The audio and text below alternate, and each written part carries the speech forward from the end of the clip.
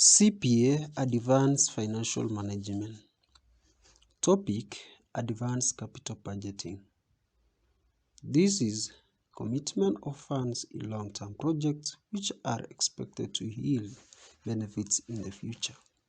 Characteristics of capital budgeting projects: 1.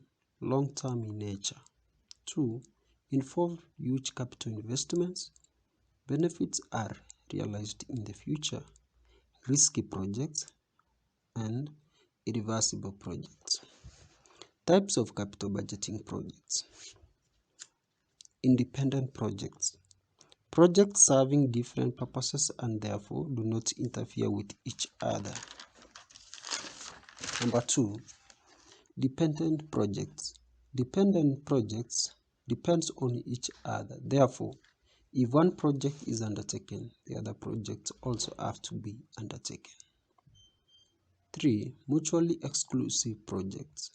Projects serving the same purpose, they are substitute. These projects compete against each other, and therefore, if one project is undertaken, the other project is rejected. Number 4. Divisible projects.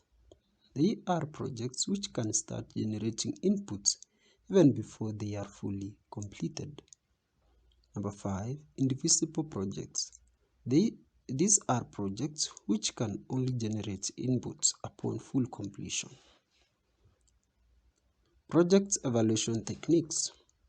These are methods used to evaluate the viability or otherwise of a project. They help in determining whether to undertake or reject a project. They are classified into two as follows. A. Non-discounting techniques. They are projects evaluation techniques which does not consider the concept of time value of money. They include 1. Payback period. 2. Accounting rate of return. Number B. Discounting techniques. They are project evaluation techniques which takes into account the concept of time value of money. They include discounted payback period. 2. Net present value. 3. Modified internal rate of return. 4. Profitability index. And 5. Internal rate of return. Let's go into detail. Number 1. Discounted payback period. Payback period refers to the duration taken to recover the initial cost of investment. The shorter the payback period, the better and less risky the project is. The decision here is to take projects with the lesser payback period. Number 2. Net present value. Net present value is the difference between present value of cash inflows and present value of cash outflow. That is decision criteria. If NPV is positive, accept the project. If NPV is negative, reject the project. If NPV is 0, point of indifference.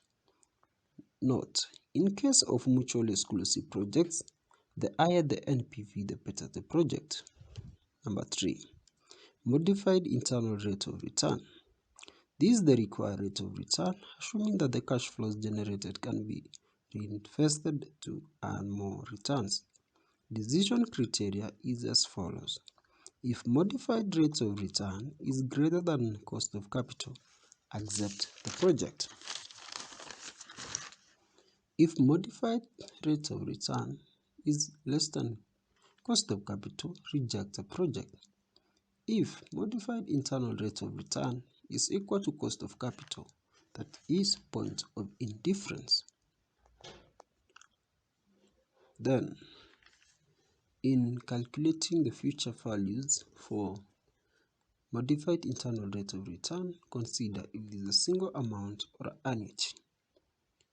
This topic is to be continued.